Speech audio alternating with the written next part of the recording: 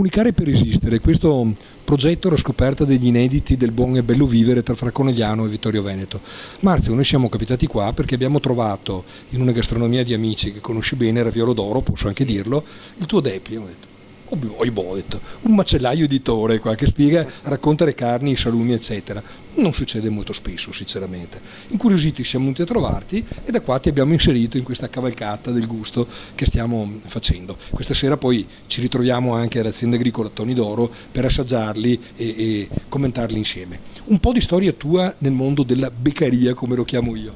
Beh, allora innanzitutto la beccaria è nata ancora nel 1961 da mio nonno. Proseguita terza poi, generazione ormai. Io sono la terza generazione, ha proseguito mio papà. E adesso si chiama, che è ancora qua da Ugo, mano. sì esatto, che è ancora qui che mi dà una mano. Sia lui, mia mamma e mia moglie. Siamo in quattro. Quella signora molto carina, bionda, che vedo spuntare, che non posso pensare male perché sennò poi ti incazzi. Francesca. Francesca. Ecco, sì. E niente, quindi diciamo che il giorno d'oggi o si punta sulla qualità, altrimenti tante macellerie qui a Vittorio Veneto hanno chiuso perché vabbè, poi sono nati anche i supermercati, quindi o si punta sulla qualità, altrimenti è molto dura il giorno d'oggi. Certo. Ecco, allora facciamo un passo indietro, no? Sì. Le carni le prendi al vivo direttamente nelle stalle di contadini, cioè come ti comporti? Allora, sulle carni ho dei contadini qui vicino, ho 3 contadini qui vicino che mi forniscono di sorane, scottone. Meglio, insomma, il meglio. Esatto, oppure quando che loro non ne hanno a disposizione mi fornisco qui nel vicino Pordenonese, certo, che c'è un macellaio, mio collega, che ha una grossa stalla, che ha tutte le limousine e quindi diciamo si cade sempre in piedi. Sempre in piedi, insomma, sì. Ok, dipende appunto dal periodo dell'anno, esatto, da tante cose. Comunque bene o male la metà insomma riesco ancora ad averle dai e contadini. Quindi garantisci il consumatore fin dall'inizio della filiera, per poche parole. Poi arrivano qua la lavorazione e qua poi voi macellai siete diventati un po' cuochi e gastronomi, no? Certo. Cioè, dalla carne, dal pezzo di mezzena, io mi faccio le roast all'inglese, la bresaola, faccio la carne salata, certo, e poi invece per quanto riguarda il manzo, ok, finisce lì e viene fatto poi tutti i tagli che si conoscono. Certo. Per quanto invece riguarda il maiale, ci facciamo su anche i salami. Eccolo qua, qua ti volevo, sia quelli freschi sia quelli stagionati, raccontaci un po'. I salami stasera li conosciamo direttamente. Esatto, stasera li conosciamo. I salami li compro sempre, sì, i salami. Il maiale lo compro qui da un ragazzo sempre qui nel Pordenonese che ha più o meno nazionali, quindi suini nazionali. Assolutamente sì, che pesano sui 220 kg. Perché recentemente io e Renzo siamo andati in uno che diceva tutto sono suini nazionali e siamo arrivati alle 5:30 di mattina, aveva Made in Holland. Vai, sì. Lasciamo stare. Non che le carni di suini olandesi siano tutte cattive, non vorrei essere frainteso, ma non puoi scrivere che sono carni di suini nazionali e dopo, vabbè, insomma, lasciamo stare. Io sono assolutamente contro la carne estera, okay, perché so che vengono trattati in maniera completamente diversa. Esatto, da quella nazionale. E niente, da lì lo facciamo macellare in macello, vado giù a caricarmelo con il furgone alla mattina e facciamo sui salami, salsicce, soppresse, cotechini, i classici figadei con il fegato. Il risotto con i figadei, salami con aglio, senza aglio. La soppressa che qua vedo sono belle toste, belle importanti, sì, non sono piccole, diciamo. No. E la porchetta dopo, caspita. Poi ci facciamo sulla parchetta, sì. E stagioni anche i prosciutti, mi pare di aver capito, o sbaglio? No, stagiono sottocoste, sì, la coppa, sì, le pancette, scusa, ma non i prosciutti, quelli ancora no. Non sono ma ci arriverai prima o dopo? Ci ho pensato, ma sarebbe una cosa troppo complicata. Sì. Poi ho dato un'occhiata, perché tanto arrivi qua, c'è sempre gente, quindi io giustamente sono una persona educata, prima vengono i clienti di rompiscatole come me, no? Così. No. E ho visto però che c'hai tutti i prodottini, le paste, anche i prodotti di complemento, quelli per completare la spesa che una persona può trovarsene, però hai tutto di nicchia che non trovi nei supermercati. Sì. Come mai questa scelta? Ma perché a me piace mangiare bene e quindi si rispecchia il tuo modo. Esatto, sì. Io mangio solo pasta integrale oppure cose comunque sempre italiane. Certo. E mozzarella di bufala, ho questa qui di Borgoluce, che è qui Susegana, casa mia, famosissimo, casa ecco. mia. E quindi ho alcune cose insomma che in giro sono difficili anche da trovare. Io so che ti va bene, no? Quindi non è il caso di fare troppe lamentele, perché si dice la crisi eccetera. Quanto dura è però per riuscire così bene? Quanti sacrifici bisogna fare? Tante ore al giorno Non si contano. che uno un cliente non riesce a immaginare. Cosa ma ci io alle dici? 6 di mattina sono qua fino alle 8 di sera e L'unica fortuna è che la moglie ogni tanto la vedi perché ti dà una mano qua, sì, ti dà, esatto. altrimenti La ti avrebbe pecca è già... che vedo poco i miei bambini purtroppo. No, quello mi dispiace perché so cosa vuol dire. Però, insomma, lo si fa anche per loro, insomma. Certo, ecco. certo, l'impegno. Bene, allora Marzio D'Adalt verrà accompagnato nella sua splendida produzione da alcune iniziative giornalistiche, perché noi abbiamo deciso che merita, soprattutto quando sono giovani, bravi e senza peli sulla lingua. Grazie. Marzio, grazie a te e ci vediamo stasera. Grazie. I vagabondi del gusto sono arrivati all'azienda agricola Toni d'Oro. Non è la prima volta che diamo la parola ai due ragazzi qua presenti, ma voglio dire, è perché il vino ci piace, perché sennò col cavolo dei veronelliani incazzati come noi verrebbero mai a trovarvi. Deborah Ogliosi è il primo appuntamento con il quale ci conosciamo, una delle titolari di Delicanto. Intanto cosa è Delicanto? Perché giustamente se no parliamo del sesso degli angeli. Vai.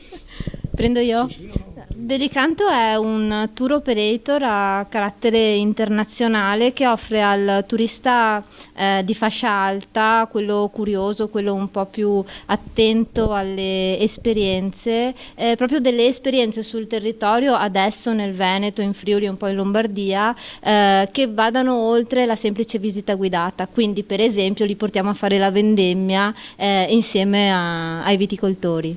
Io prima, quando ci siamo conosciuti fuori campo, diciamo, ho detto finalmente una che conosce il web, ma che ha messo di nuovo i contenuti culturali, terra, sangue e territorio, dico io, no, al centro della propria esperienza. Sbaglio o ho capito bene? Perché se agli analfabeti come me di ritorno possono anche non capire le cose. No, hai capito benissimo. Io vengo da un'esperienza piuttosto importante nel mondo del web marketing, nel senso che ho fondato nel 2004 un'azienda che proprio aveva l'obiettivo di posizionare le aziende nel web, che oggi è una delle aziende più importanti a livello nazionale, e con questa esperienza accumulata ho comunque deciso di affrontare il mondo, quindi il mercato internazionale, per promuovere il territorio.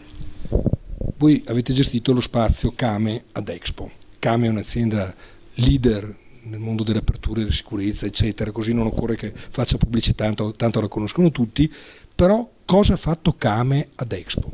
Came ha fatto una cosa straordinaria, ha deciso di mettere a disposizione il suo spazio per offrire un'opportunità di visibilità internazionale alle piccole aziende che diversamente non avrebbero avuto la possibilità di farsi vedere in questo modo, per cui nel corso dei 6 mesi in cui abbiamo a disposizione questo spazio ruotiamo dei piccoli produttori che semplicemente espongono il loro prodotto, non hanno costi di visibilità, proprio per Sottolineo, non hanno costi di visibilità. Non hanno nessun tipo di addebito, soltanto il prodotto che portano, proprio con l'obiettivo di dare loro voce e ringraziare, perché Came voleva fare questo, ringraziare il territorio nel quale è cresciuta. E così avete incontrato Toni d'Oro. Ci spieghi in 30 secondi perché hai scelto questi due disgraziati qua, che sono due marioli però bravissimi. Proprio perché fanno eccellenza, fanno qualità, sono di una dimensione ridotta e sono la migliore garanzia che abbiamo per portare il Veneto nel mondo. Ok, Massimo, tu sei disgraziato che è andato... Un'esperienza veramente fantastica, straordinaria, importante dal punto di vista umano, perché è importante la visibilità che ci ha dato Came, l'opportunità che è veramente importante, però restando in quello spazio per una giornata intera e avendo modo di colloquiare con tutto lo staff che c'era, e faccio una parentesi anche con Elisa che è la vicepresidente, è una persona veramente di un'umanità. Presidente operaia, nel senso che lavora, è una che lavora. Assolutamente, un'umanità e una sensibilità veramente che non mi aspettavo, e veramente mi ha colpito proprio dal punto di vista umano.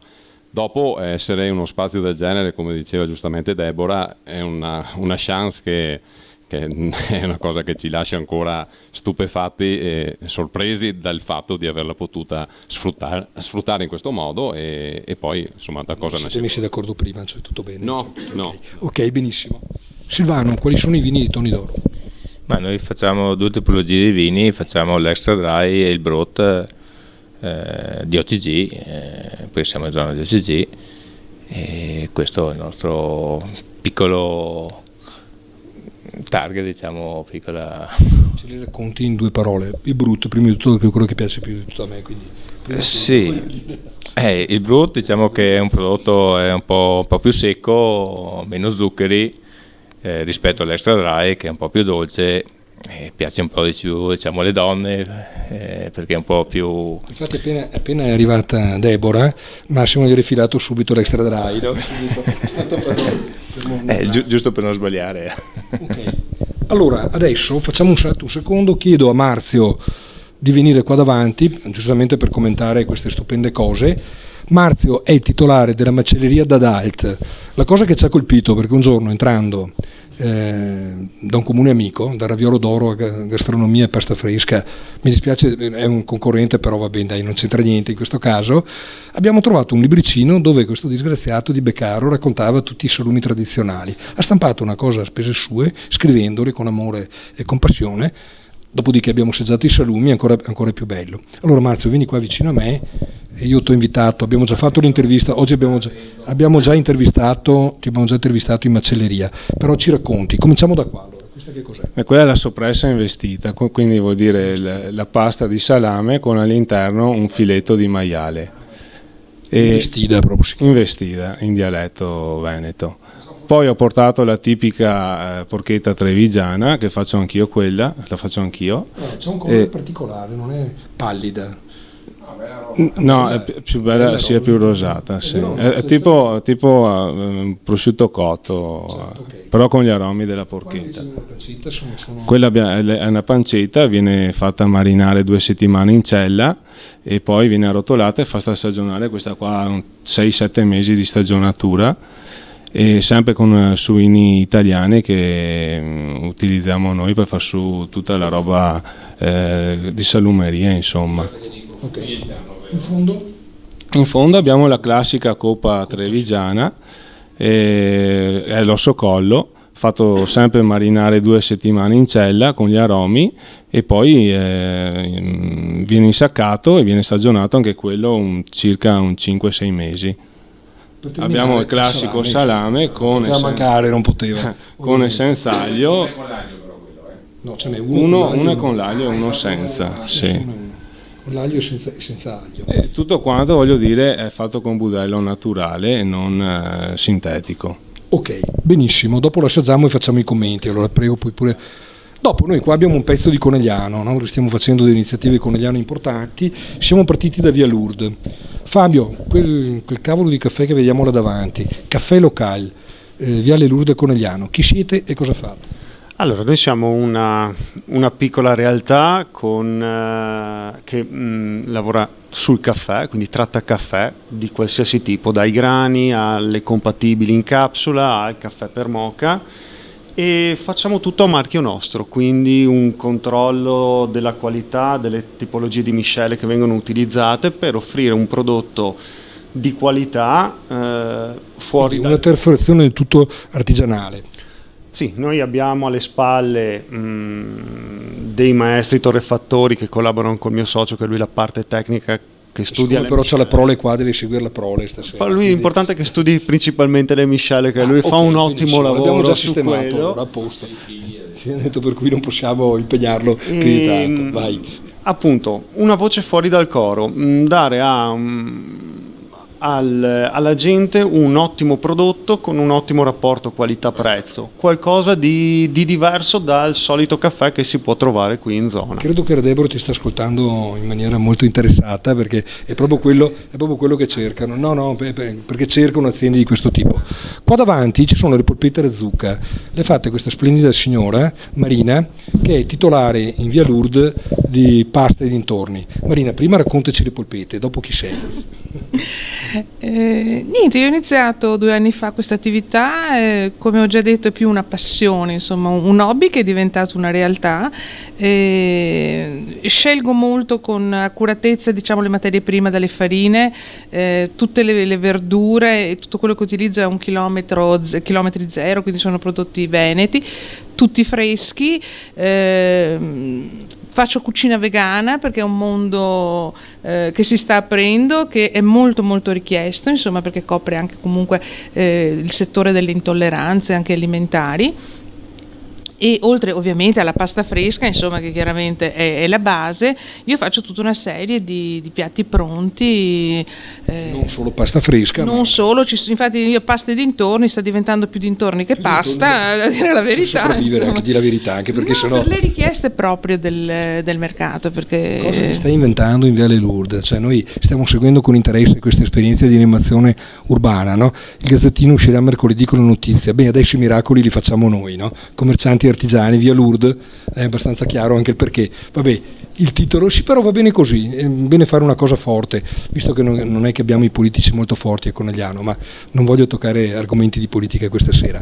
Che idee vi siete, cosa volete fare?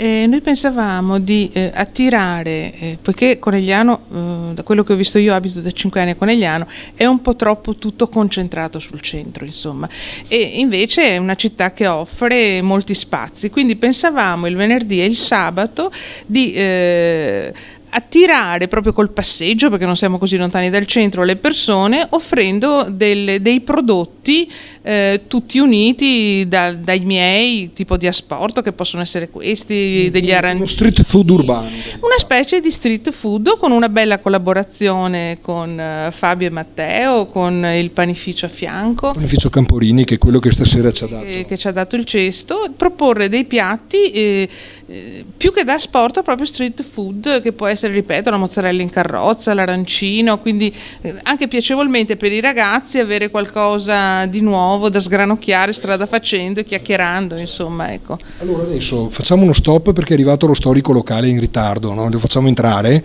e riprendiamo subito.